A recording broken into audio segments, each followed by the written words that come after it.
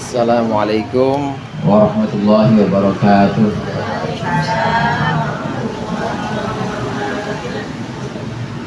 Al-Fatihah.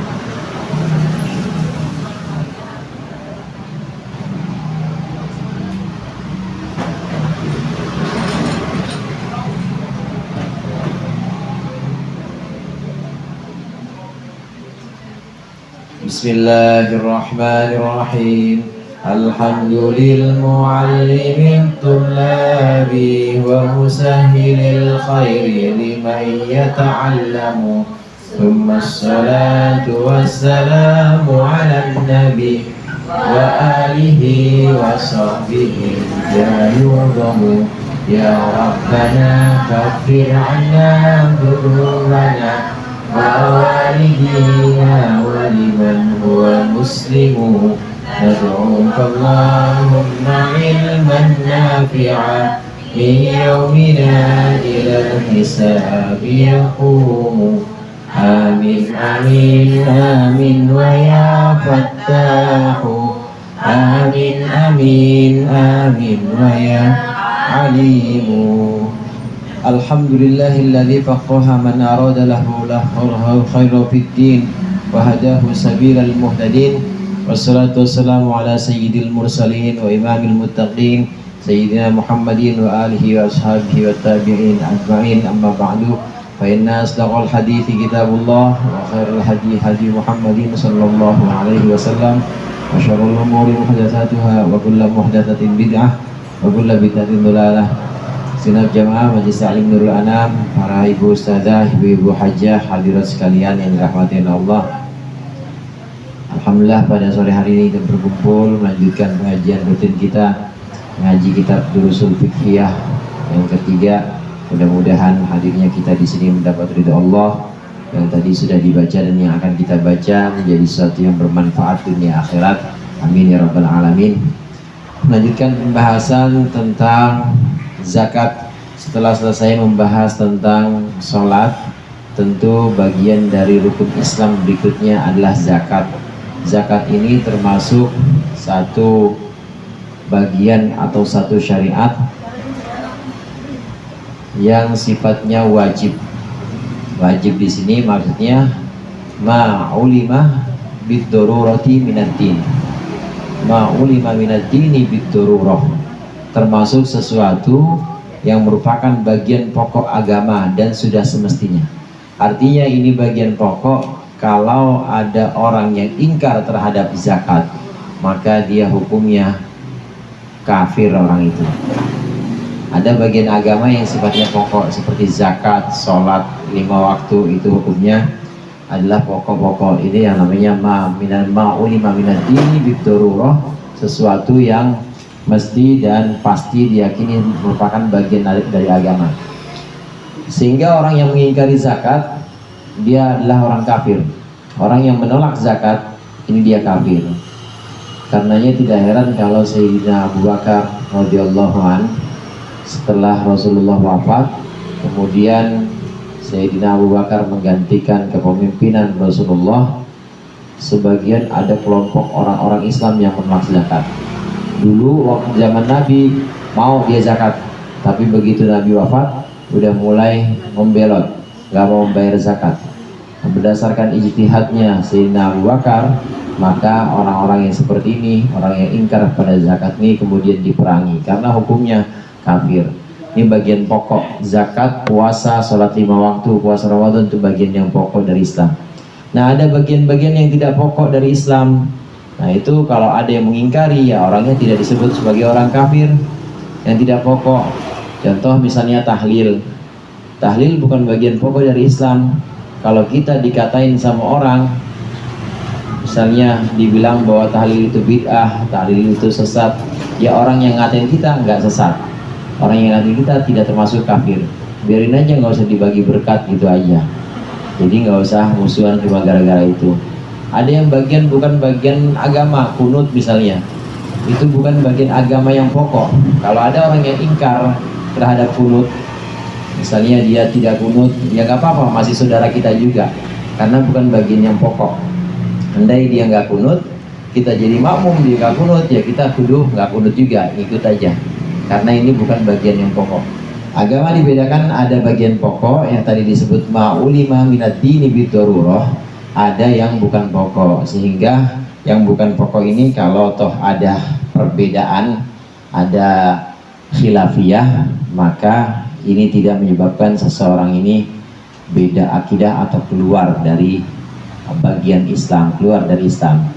Nah, itu yang tidak pokok. Nah, zakat termasuk yang pokok. Kalau ada yang ingkar terhadap zakat, maka hukumnya dia kufur. Zakat ini arti aslinya adalah secara bahasa. Secara bahasa zakat ini arti aslinya andumu, tumbuh. Zakat secara harfiah itu artinya adalah tumbuh. Kenapa tumbuh? Karena orang yang mengeluarkan zakat ini justru hartanya nggak berkurang, tumbuh. Pohon bu, pohon anggur misalnya, itu kalau mau tumbuhnya cakep ya kudu ada yang dipotongin, betul gitu ya? Kudu ada yang dipotongin, yang cabang-cabangnya. Pohon-pohon lain juga begitu. Pohon-pohon lain itu kudu dipotongin sebagian. Jadi kalau dibiarkan tumbuh nggak ada yang dipotongin sama sekali, maka buahnya itu bisa nggak tumbuh, bisa juga tumbuh tapi buahnya itu jelek. Nah, supaya bagus maka sebagian dari harta itu harus dizakatkan. Nah, zakat ini artinya tumbuh dan berkembang. Ini secara harfiah. Nah, kalau secara syara, apa yang disebut dengan zakat? Nah, ini ada di sini. Ini secara syara. Kalau secara bahasa atau secara logat, zakat itu artinya tumbuh dan berkembang. Dan secara syara ada dalam bab berikut ini. Sama-sama kita baca. Bismillahirrahmanirrahim. Ad-darsu tsamina asyara fi zakati. Az-zakatu hiya malun muayyanun yu'ta li faqirin bi syurutin. Pelajaran ke-18 tentang zakat. Az-zakatu hiya, zakat adalah malun muayyanun, harta tertentu, yu'ta li faqirin, yang diberikan kepada orang fakir, bisyurutin, dengan beberapa syarat.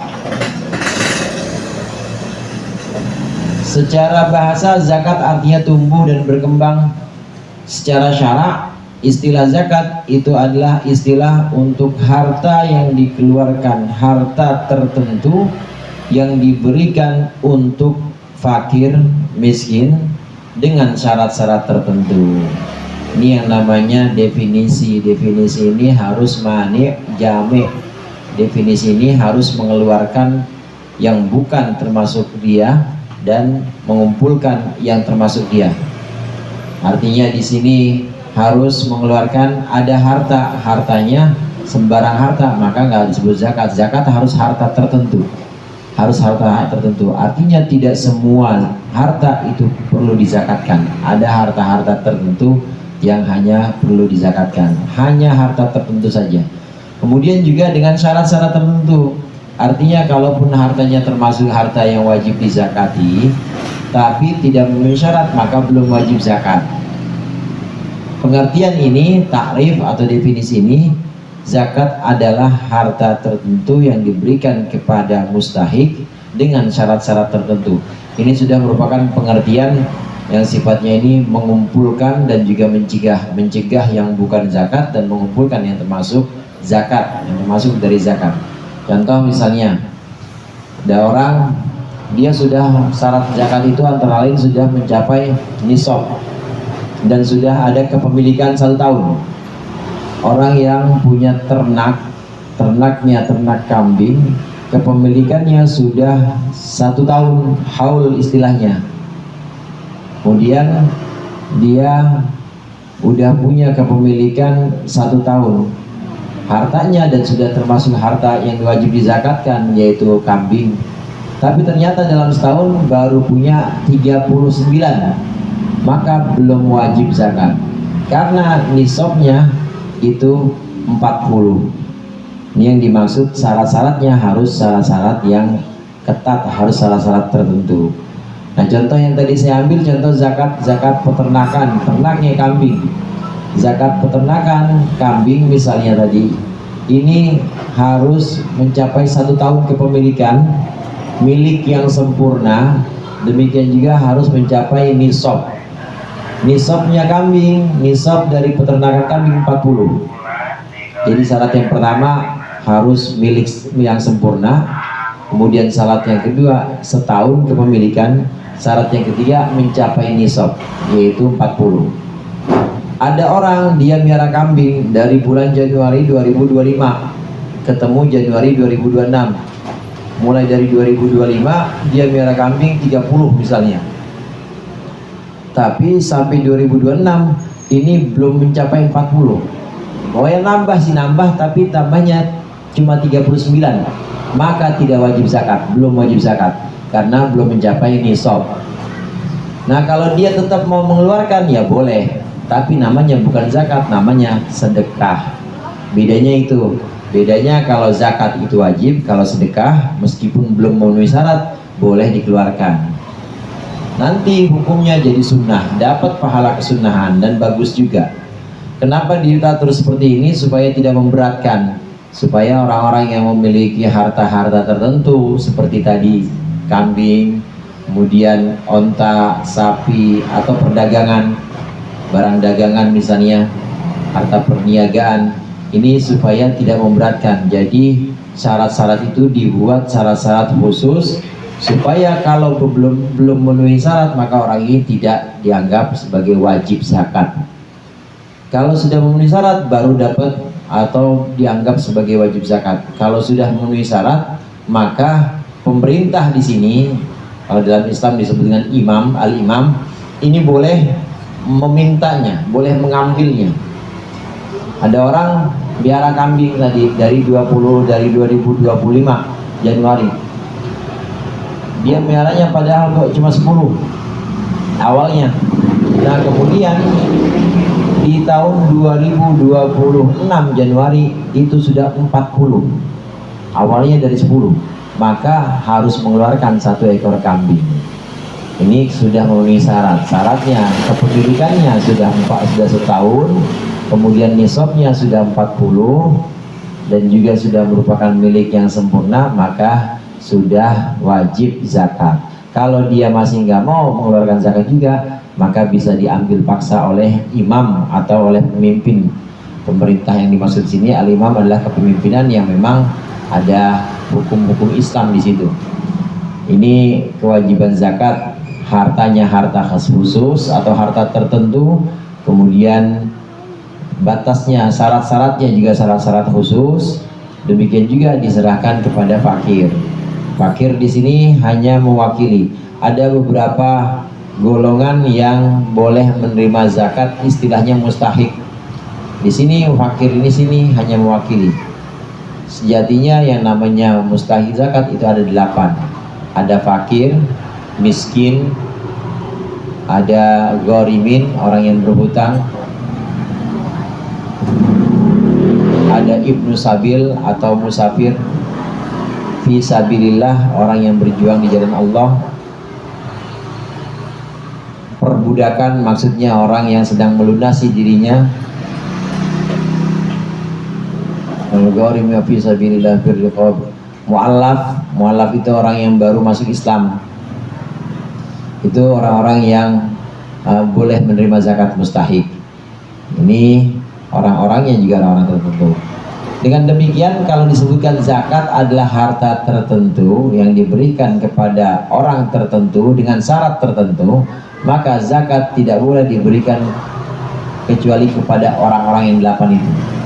Ada zakat misalnya dikumpulin, kemudian dipakai buat apa? Dipakai buat hajatan, nggak boleh. Nggak boleh. Sebab hajatan itu yang makan bukan hanya fakir miskin, tapi kadang lurah juga ikut makan, maka nggak boleh dikasih barang-barang atau dikasih harta zakat. Zakat ini hanya untuk yang 8 golongan ini yang disebut dengan asnafut tamaniyah. Lalu harta apa saja yang wajib dizakati? Alladzi tajibu fihi zakatu, harta-harta yang di dalamnya wajib zakat. Tajibu az-zakatu, wajiblah zakat fin na'ami dalam binatang ternak, wal akwati dan makanan pokok, wasimari dan buah-buahan, wan naqdaini dan emas perak, wa malit tijarati dan harta perniagaan. Inilah harta-harta yang di dalamnya ada zakat, harta-harta yang wajib dikeluarkan zakatnya dengan syarat-syarat. Kalau sudah terpenuhi maka harta-harta berikut ini wajib dizakati. Apa itu? Yang pertama, harta yang wajib dizakati adalah hewan ternak. Naam di sini hewan ternak juga nggak semua ternak, Bu, tapi hanya mencakup onta, sapi, kambing. Itu yang namanya naam. Itu hewan ternak yang disebut dengan naam atau al-an'am istilahnya dalam Al-Quran. Sebutan al-an'am itu adalah hewan-hewan ternak, sapi, unta, kambing. Kalau ada orang ternak ayam udah mencapai setahun, maka tetap dia nggak wajib zakat, nggak wajib, karena memang tidak termasuk harta yang wajib dizakatkan. Dia ternak, tapi ternaknya bukan yang tiga ini, bukan onta, bukan kambing, dan bukan sapi. Naam ini hanya mencakup tiga ini. Kemudian yang kedua akwat. Akwat ini makanan pokok, bahan makanan pokok. Yang dimaksud makanan pokok ini adalah makanan yang menjadi karbohidrat atau makanan pokok suatu daerah, dan dia sebagai makanan yang tidak bisa ditinggalkan di daerah itu. Ya, contoh kalau di daerah kita ya beras, kemudian gandum. Beras, gandum ini kalau di daerah ada yang bertani, kemudian pertaniannya adalah beras atau gandum, maka dia termasuk yang wajib dizakati. Kacang tanah enggak, kacang tanah. Kacang mete kan mahal, kacang mete tetap enggak juga, enggak termasuk yang ini. Yang dimaksud dengan akwat di sini adalah biji-bijian, tapi biji-bijian yang termasuk makanan pokok. Kemudian yang ketiga, termasuk harta yang wajib dizakati buah-buahan. Ini pun enggak semua buah-buahan, cuma dua, korma dan anggur. Korma dan anggur. Kalau ada yang punya pohon rambutan banyak, terus dia mau ngeluarin zakat, namanya bukan zakat sedekah, bagiin aja buat pengajian. Dia tidak wajib zakat karena memang tidak termasuk harta yang wajib dizakati. Buah yang dimaksud di sini cuma dua, yaitu korma dan anggur. Kemudian emas dan perak. Naqdain di sini emas dan perak. Emas dan perak ini memang logam mulia. Dari masa ke masa, dua logam ini memang sifatnya awet, nggak karatan. Dari masa ke masa, dua logam ini memang harganya terus naik. Ini emas sama perak. Orang yang menyimpan emas atau menyimpan perak sebagai investasi misalnya, maka dia wajib mengeluarkan zakat kalau sudah memenuhi syarat. Nanti syarat-syaratnya dibahas masing-masing. Kalau dia sebagai simpanan investasi, dia simpan, maka wajib zakat. Tapi kalau emas yang dipakai nggak wajib, Bu. Nisabnya emas 92 gram. Ibu ada di rumah 92 gram? Tidak ada sih ya. Ada 92 gram. 92 gram logam mulia. Atau perhiasan, nggak apa-apa, perhiasan juga kena. Perhiasan juga kena kalau ada sampai situ. Kecuali kalau perhiasan itu ibu pakai semua, nggak kena. Ngaji 45 gram itu. Salaman sama ustazah itu emasnya semuanya, jadi tangan kanan 45 gram, tangan kiri 45 gram. Kalau dipakai nggak kena, Bu. Suatu yang dipakai nggak kena zakat. Tapi kalau yang disimpan kena. Itu bedanya. Karenanya logam mulia kan nggak pernah dipakai, buat investasi itu kena 92 gram. Tapi kalau cuma punya segram mah nggak wajib zakat. Lagi yang nagih juga kasihan, cuma segram. Ini udah 92 gram. Ini emas dan perak. Demikian juga perak. Perak ini harus mengeluarkan zakat. Perak itu 420 gram nisabnya. Kalau nggak salah nanti saya lihat lagi. 420 atau 460 gram kepemilikan perak. 460 atau 420 gram. Ini dua logam mulia disebut dengan nakdain di sini, dua logam mulia. Kemudian satu lagi harta perniagaan. Harta perniagaan yang dipakai untuk berdagang, entah itu dagangnya dagang buah-buahan atau dagangnya dagang nasi, macam-macam semuanya harta perniagaan itu termasuk yang wajib dizakati. Karenanya orang yang punya kebun rambutan misalnya tadi, atau ternak ayam, atau ternak, pokoknya bukan binatang yang wajib dizakatkan, dia ternaknya ternak burung, tapi itu masuk dalam perdagangan, memang bukan buat dia sendiri tapi buat dijual belikan, maka kenanya zakatnya adalah zakat jual beli, zakat perdagangan dengan syarat-syarat yang nanti akan kita pelajari. Ini beberapa harta khusus atau harta tertentu yang di dalamnya ada zakat.